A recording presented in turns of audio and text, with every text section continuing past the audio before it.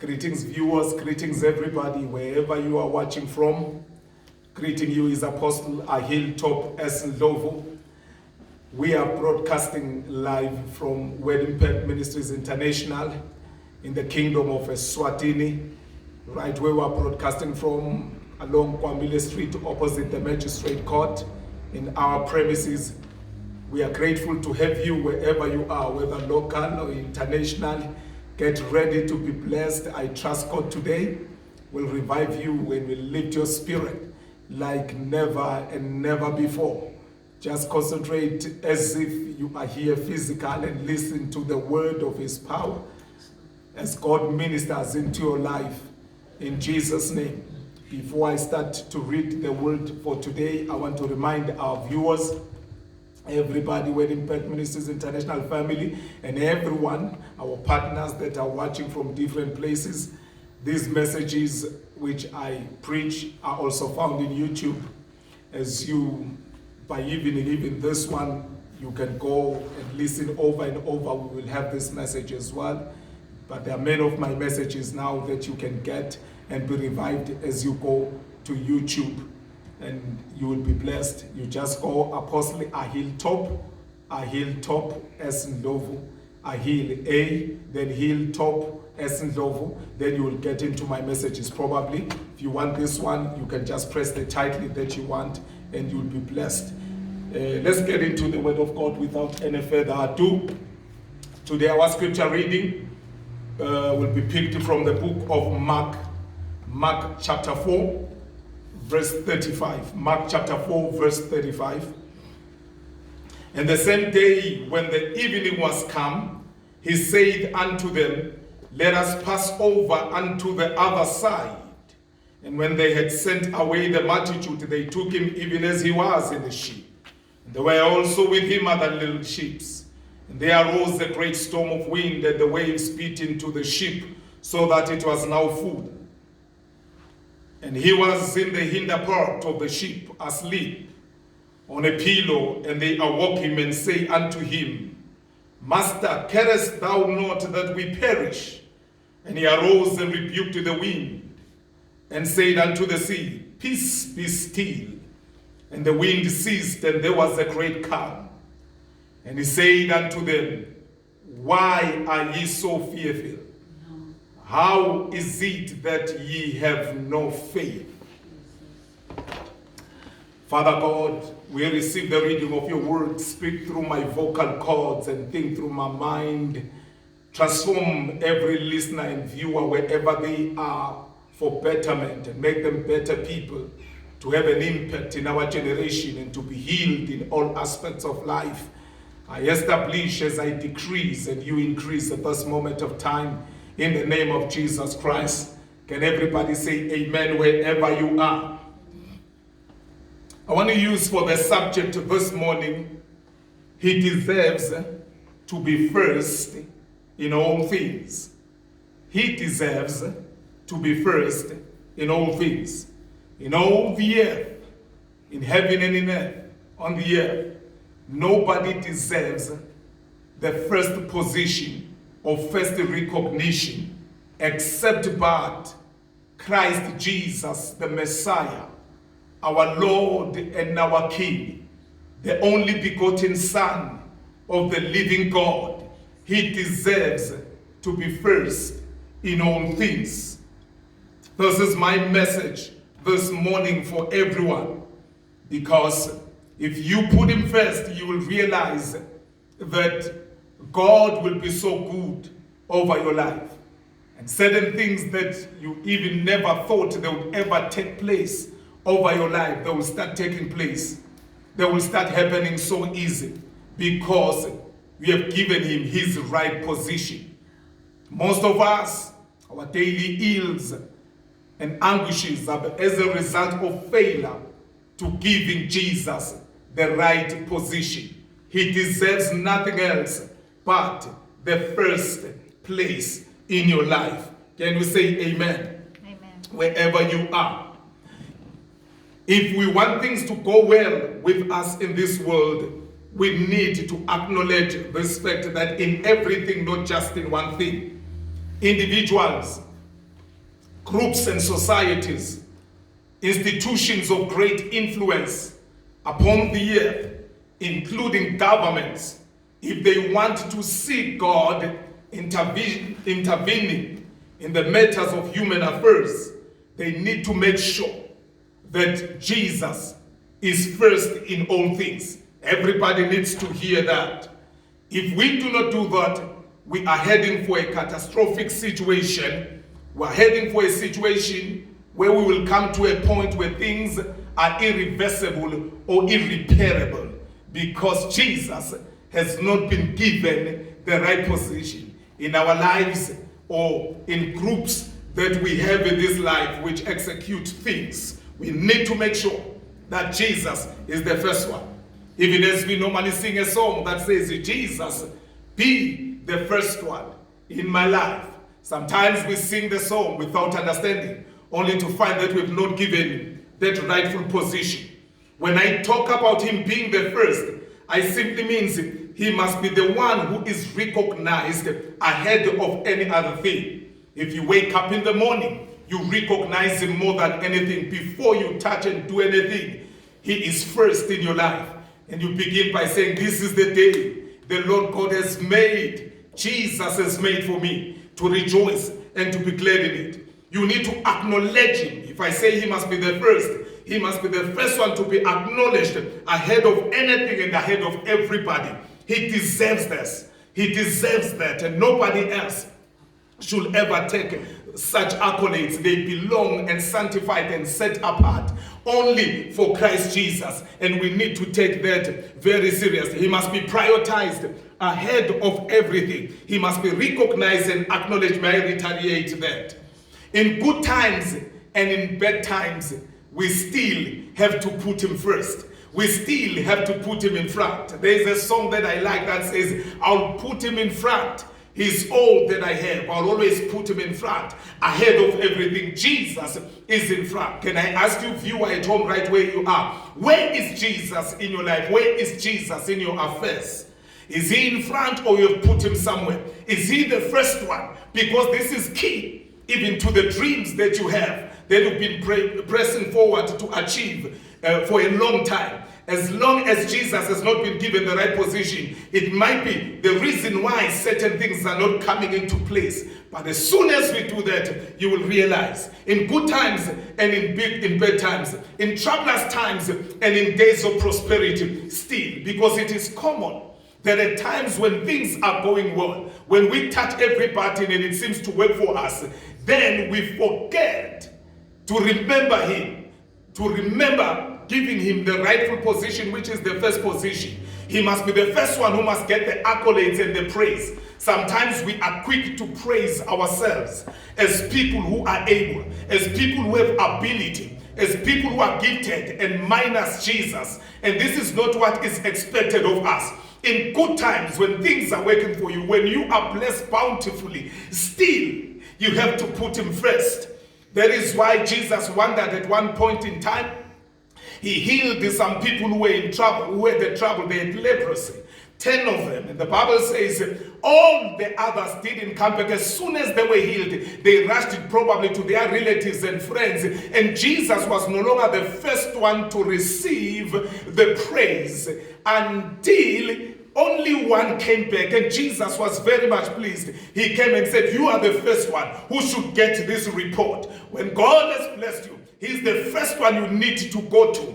Jesus is the one who must be recognized in good times. But sometimes as well, in bad times, people, they forget Jesus and they seem to look at the problem. They seem to concentrate and their focus is on the problem, such that they've forgotten that there is Jesus who is always with them. There is Jesus who doesn't want them to die in their predicaments, and they start to attack the situation or the problem in the absence of Jesus, or Jesus being forgotten, or Jesus being consulted last. But even in difficult times, you need to put him in front, because he is the one who is your very present help in time of trouble. So whether good or bad, let me tell you, Nobody else deserves the first place. Nobody else must be first to be acknowledged and recognized, but it must be Jesus. I ask you a question. Where is your Jesus today? Maybe you are crying day and night, but Jesus is not occupying the right position which he's supposed to occupy in your life. Amen. Now let me go straight to the word that I have read as I get deeper into this message. When you read the Bible, we have read, it tells us that Jesus talked to his disciples and said, let us go cross over to the other side. The Bible says it was evening time. And this is interesting. Jesus says, let us cross over at the difficult moment of time. At the time when it's about to be dark. He says, let us cross over when the waves are raging hard. But Jesus is not deterred by that in his mission and in what he wants to accomplish. He says, in this dark hour, as it is getting dark, as it is becoming difficult, but this is the time in which we must cross over. Can I pronounce to somebody that is watching me this morning? I want to tell you, this may be the darkest hour in the history of life. But I've come to tell you, you need to understand as a child of God, even as I've understood myself over time, as I've been preaching the gospel and as I've been walking with Christ, I have come to discover that the difficult time, the evening time, the time when the waves are against you on all odds, that is the time where you need to cross over to the other side. And have no doubt, you got to know this is the right time where God wants to elevate you. I pronounce it over your life. This is the right time where God wants you to move in a blessing that you have never moved in. This is the right time for you to cross over and migrate to a better place, and migrate into a wealthy place, and to migrate to the promised land. This is the right time. Don't think about going back. Don't think about sitting in your right position. It's time you shake your comfort zone. It's not the wrong time, it is the right time. This time of coronavirus, this time of difficult situations, this time of flights, alloys, and whatsoever in our land, I've come to tell you, they have arisen because they have come to realize that there is something that God has set just ahead of you. One more step forward, maybe 2 steps forward, or 10 steps, or 20 steps forward. You will be ushered into the place of promise, into the place that God is calling you. Jesus said, let us cross over to the other side, right at the time which was not conducive in the natural. I want to tell you, child of God, with you and Christ on your side, there is no moment or time which is not good. It is always time. It is well with you to make it, and make it a big time. Migrate with me. I like what Jesus said. He said, let us. Let's notice the word us. In other words, it doesn't say Peter and John, but it says every one of us. I pronounce that everybody under the sound of my voice, I stand as a man of God and an extension of Jesus upon planet Earth, bringing this word which I have received from above, and I can feel it. This is not time to stop or to cry about our situation or circumstance. This is the time right now, my brothers, I charge you by the anointing of the Holy Spirit to cross over the other side. Don't mind the ways, don't mind the dark. By reason of time, I have come to understand this is the right time for the children of God to shock the world and those that are around them and be amazed. This is the only way they can know that Jesus is with you. At evening time, let us cross over. Why did Jesus say, let us cross over this particular time? Because Jesus loves to be acknowledged and appreciated. If it was a normal day, everybody was going to cross. It's a normal routine. And even sometimes Jesus demands the praise from you. And he knows he can't get that kind of heart praise until there is a situation and you recognize that you are not standing by your own power. That is why he said at this particular time, because he wanted praise. I want to tell you, brothers and sisters, the situation that is going on is not unto death, but it is because Jesus is looking for praise. He says, I've placed praise in the mouth of babes. I place praise in the mouth of those who are born again, who are children of the living God. And God wants you to praise Him. This is the moment. Why are you going to praise Him? Because this is the time you are going to remember that I cannot make it on my own. I can only make it. As I'm going to show you as I continue with this verse, you will discover that these people seemed to have forgotten that there was Jesus in the ship. But the situation and the storm that arose in the sea resulted in them recognizing the presence of Jesus, and thereafter they had to glorify Him. This is the moment we are just at the edge of raising praises and glory to God like never before. I'm talking to you, viewer at home. You are about to celebrate His beauty, and the heavens will ululate together with you, and will say the Lord God has done great things. If God had not been on our side, we were never going to make it. Praise is going to be like never before upon the face of the earth. The earth will never be the same after this. Do you know why? Because there's a stormy situation, and this stormy situation, it will bring even the arrogant closer to Jesus, and they will acknowledge that He is God and there is none behind Him, and they will give Him His rightful position in the future. He is going to be the first, as it should be. And now the Bible tells me that after Jesus said, let us cross over, as I said, the storm arose. But there is something amazing. The Bible says Jesus was at the back seat. He took the hinder seat. They put Jesus behind.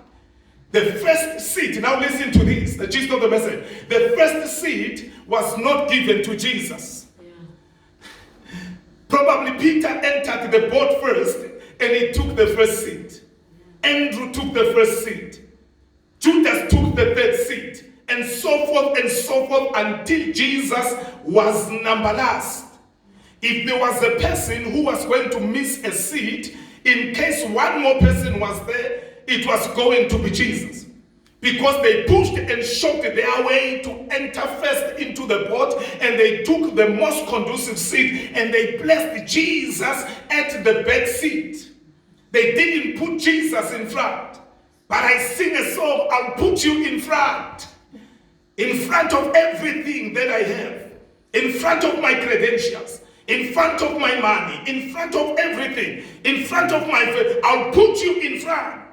But Jesus was put at the back seat. He was the last one. He was number last. He is the person who almost missed the seat because the boat was full, the bus was full, if I were to say like that. But listen to this. This is amazing. Jesus is the one who said, let us cross over. It was Jesus' mind and idea that they should cross over. He started this journey, but he was almost left out. And even when he was in, he was pushed at the back. But he was the first one who started this journey. Jesus was the one who knew the purpose. Because he did everything with the purpose. Why are we going on the other side? Why must we cross over? But the person who knew why we have to go over to the other side, I wonder what they were going to do on the other side had they left Jesus behind. But he was the last one now to be accommodated. But it was his idea that we should go to the other side. And it is Jesus who seems to know everything, who has all the power, that when situation rises, he's able to calm the situation, but he seemed not to be taken seriously.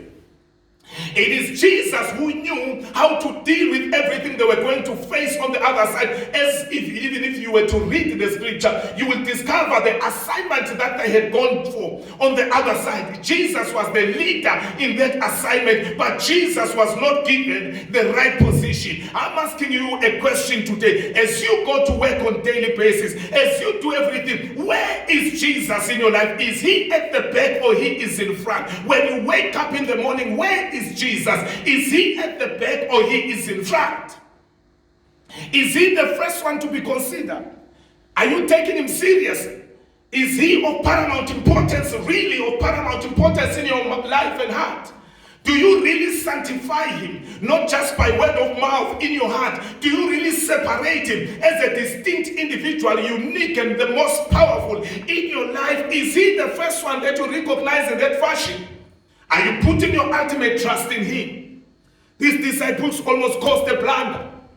And the Bible tells me that after some time, if I realize these things, I want to put a chronology of the words and the words that were said in the boat. When they toiled and toiled and the storm was against them and nothing seemed to be working, every wave was rising against them. They tried, used their experience, used their knowledge, used their skills, but it was not working for them. Nothing was working for them. Jesus, however, was sleeping at the back. He was there. He was not far. Do you know most of the time we toil too much and we delay ourselves? Our destinies are delayed. This was a destiny delayed, not necessarily because there was no solution to the situation, but because the right recognition was not given its position, was not given its attention. Jesus was there with everything, with every aid that he could give to the people, but they toiled too much. Can I talk to somebody who's watching me over the camera? Maybe you have toiled too much, you didn't understand why the toiling and less of the progress or no progress of at all. You have wondered why is it happening? We have tried everything and you have put some right things in place, but what is this one thing that is missing? It is the position of somebody who should be put first. Jesus is at the back. It's all happening. And now finally, after they have toiled and delayed, because they were delayed, the waves were stopping them to make advances towards their destiny. They were delayed. Destiny was delayed. Today have come to release delayed destiny. As I speak, wherever you are, under the sound of my voice, under this tremendous unction and the hand of Jehovah, which is upon me, I declare wherever you are that your destiny is going to be loosed. Nothing will stop it. It's time to move forward. I am even more violent and taking it by force and charging you at this moment of time. It's your time to cross over to the other side, and no more delay, no more spirit of a snail's pace movement. I release speed over your life. I release you by the anointing of the Holy Spirit. With this revelation of this message today, as you begin to abide and live by this revelation, there is no more slow motion here. There is a movement, a fast movement. There is a fast forwarding of things. Jesus is capable of doing that. And after they've done everything and they've delayed themselves, then one does remember. It shouldn't have been so.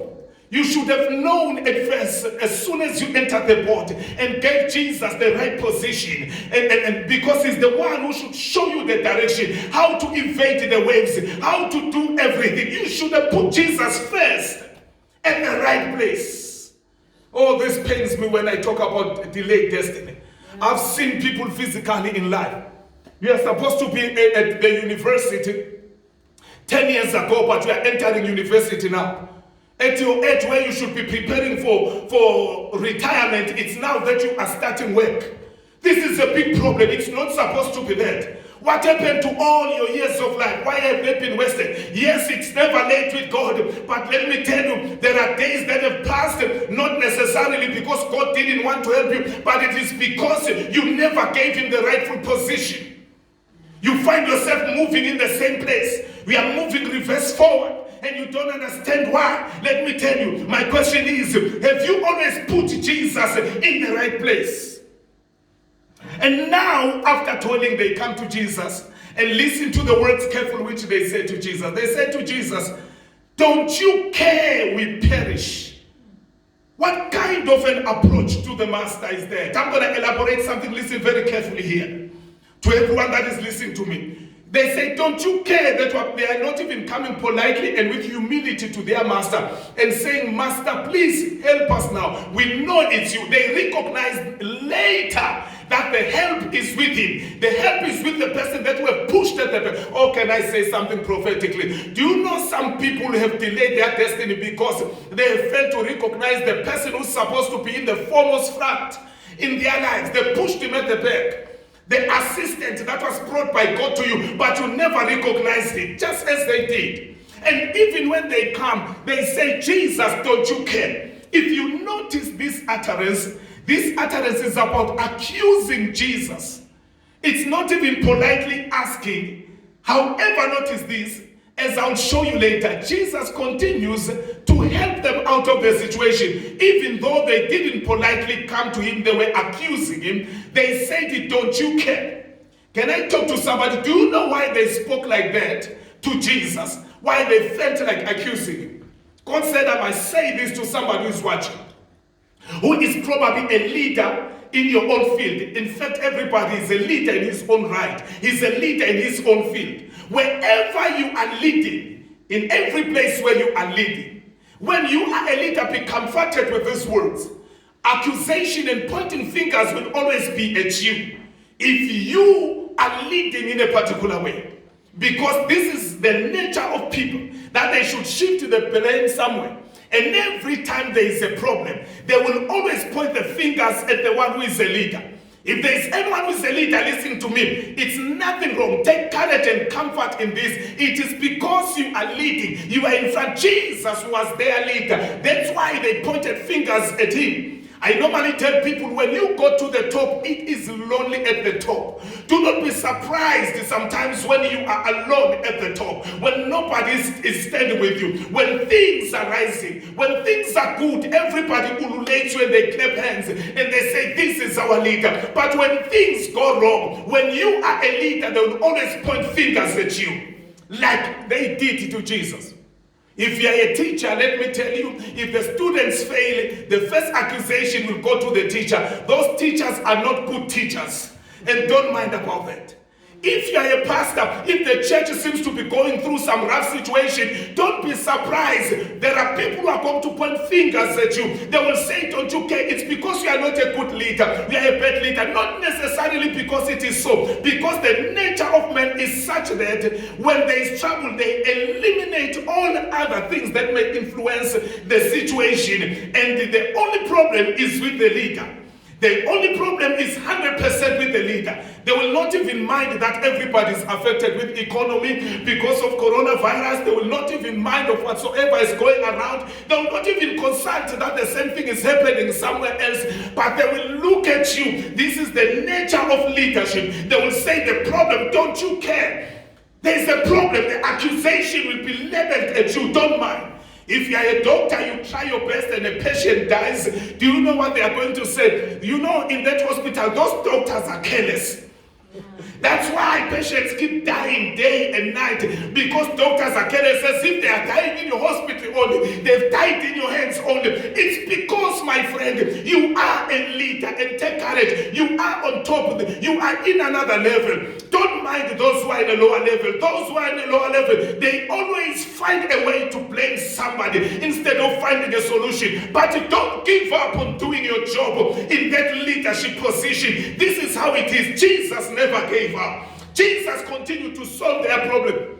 Even though they came with accusation and say, you don't care, we are perishing. It's like they were close to manhandling Jesus. Sometimes they are close to manhandling you. Don't mind. It's because you are in a leadership position. If you are a man in the house, children will accuse you and they will laugh with their mom until they see the last mourner, and they'll say, Mom, it's going well, even if the mother didn't do certain things, but the accusations will point at the leader. This is how it is. It's not a problem, it's just pushing you so that you can explore something powerful on the inside. Let me tell you, you are too powerful. You have all the solutions on the inside. The leaders carry the solution. So sometimes when you relax, they'll push you in this fashion. They'll accuse you. Don't give up, but look forward. As they look to you, they will look to the one who is ahead of you. Prioritize Jesus and he will give you the solution to the situation. Never give up. They accuse Jesus, so they will always accuse you. You are a manager. The subordinates will come and gather and bring about a meeting concerning you, and they will start to go outside and toy and write your name and raise placards and say, we don't want manager so and so. Let me tell you, don't mind, don't give up. They are not going to take you out of that position because they didn't put you. It is God who put you. All you need to do, find a solution and still help them. Don't be angry at them, still help them, because if you destroy them, who are you going to lead in the future? Let me tell you, it happens. Still say, tell the same people that were toying against you and say, we are crossing over to the other side. Let us, all of us, cross over. And some of them in the future, they will come bending low and they will recognize you because they have seen that you have a different character, and you will make even much more leaders under you. It is because you are a leader. To Jesus, they accuse him. Don't you care, Jesus, that we are perishing? Instead of coming politely to him, because they feel it is him. Yet the problem was not with Jesus, it was with them. They didn't give him the rightful position. They pushed him at the back. Please find Jesus where you have placed him. Find Jesus where you have left him. Some people, when they were young, they grew very well. They grew in a Christian family. They served God all the days of their lives. But when they came to university, they discarded the right ways and things are going upside down now. Remember how you were brought up and bring Jesus in front and bring the ways of Jesus in front. You will see things beginning to roll and move over your life, and not listen to the teachings that are coming later outside. Where is Jesus in your life?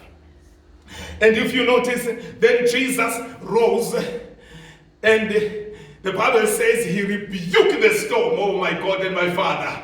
Every storm that has been standing, every storm that has been stopping your movement, every storm that has been slowing you down, every storm that threatens to blow away your life, every storm that threatens to blow away your family and your children, every storm that threatens to blow away your future and your spouse, I've come to declare that the sound of my voice as I bring this word, it is capable of being calmed down, as Jesus stood and with authority looked at the storm.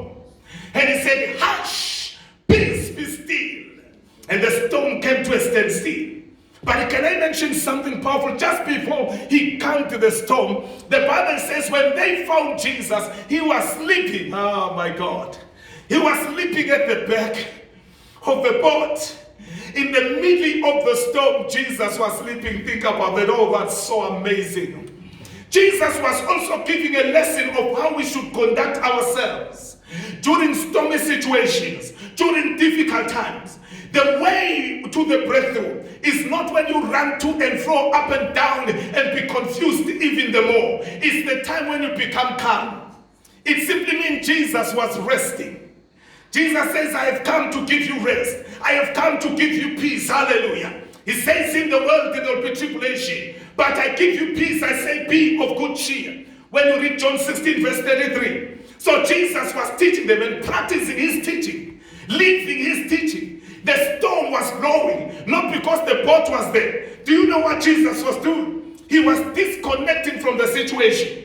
A lot of people are overcome by situation not because of lack of capacity. They are overcome by situation because they focus too much. Oh my God and my Father. They focus too much on the situation. And as they focus too much on the situation, it becomes magnified. The mountain can never get smaller as long as you look at it every day and you come to a conclusion that it's too difficult to climb. This is Mount Everest. I don't want to die. It will become bigger and bigger until you are emotionally drained and defeated. And once you are defeated on the inside, you'll be defeated in the physical. These people, they didn't understand the principle of resting in the middle of the storm. They had to rise. There is something, my brother and my sister, that Jesus gives to us. It's an ability of an eagle to soar in the middle of the storm and spread our wings and come to a point where we rest because our own power. In fact, when we fight, we are elevating the situation. But when we become calm, hallelujah, we connect to the heavens and disconnect to the natural. What Jesus was doing by sleeping at the back, he knew the solution is there. But as long as he's connected too much in the flesh, as long as he's connected too much in the physical, they are going to drown. There has to be one who understands the mystery in the family, in the boat, in the bus, or wherever, who understands that disconnect from the situation and connect to another level. He was connecting to God. He knew you can't connect to God when you are worried. Jesus said, be worryless of nothing, but by prayer and supplication, let all your prayers be known. Jesus was quiet on the inside. He was praying, bringing the petition, and knowing that God is able to give him power to calm the storm instead of running up and down. In fact, the running up and down of the disciples almost caused the boat to sink. because some of them were running one side at the same time, and the boat was heavy one side, running one side. But Jesus understood. Jesus gave balance to the ship by sleeping at the back. If you are a child of God, I've come to talk to you. You are the one who's going to keep balance to your family. You are the one who's going to keep balance in your workplace. You need to understand, when everybody's running to and fro and worried, helter-skelter, and not understanding what to do, just be calm. The answers come when you are calm. The power of God is released when you are calm. Please be cool as a cucumber, and you will see the move of God upon your life. Jesus was sleeping at the back, and when they woke him up, then he rose up. He said, hush, peace, and be still. And the storm had to stop immediately. Listen to these words. Thereafter, the same Jesus was placed at the back. Then he gives them the solution. He tells them, and he asks them a question, how is it that you don't have faith? In other words, he says to them, do you know the same way I have calmed the storm is the same way you could calm the storm? But the storm is only calmed by those who are calm, because faith flows in those who are calm, not fighting on the inside. You should have been calm, and you are going to calm the storm as well. You can't calm the storm if you are not calm yourself. You are agitated. You are thinking too much of the negative. You are thinking too much of how big the giants are that are standing before you. As long as you think like that, you are not going to be calm. Amen. And you cannot calm the storm. Hallelujah. And the Bible tells me that Jesus says, how is it that you don't have faith? In other words, now the person who was put at the back has the key. Was he in front? He was going to give them the key as early as possible. He says the key is faith. Can I talk to you right where you are? Do you know what is the key to everything that is surrounding you right now? For you and for your neighbors, this key is powerful enough to open your door and to open the door of your neighbor. Right now, that's why, because I know who I am, I'm using the same key as I'm ministering the word of God by faith. Right now, where you are, I'm opening your door, the very door that you are looking for, because this is the master key. Faith is the key that can open any door. He says you should have believed you could cast the storm just as I've come to the storm. You could do the same thing that I've done. I charge you by the anointing. Stand up and use your authority. If truly you are a child of God, you are born again, let me tell you, the authority that was flowing in Jesus is flowing the same in you. Use your key, and open every door. The door that you are looking for the most, open for it and believe that it's open. You can even stand up where you are and start marching and say, I'm entering a new door. You are, a time of promotion has come right now to enter a new door. The key is faith. Jesus says faith. What is faith? What is it when I'm talking about faith? I'm talking faith includes confidence. In other words, don't lose. You should have been confident. You should have been calm. You should have been confident. Don't lose your confidence. Hebrews 10:35 tells us, cast not away your confidence, because in it there is a great recompense of reward. There is recompensation. There is back pay. Hallelujah. Oh, can I pronounce back pay to somebody? I don't know where it's going to come, but it's going to come. For the Bible says, those who have faith, cast not away your recompense. Cast not away your confidence, because in it there is a great recompense of reward. There's going to be compensation. There are things that are going to happen. God is going to favor you. Why? Because you have faith. So faith has the element of confidence.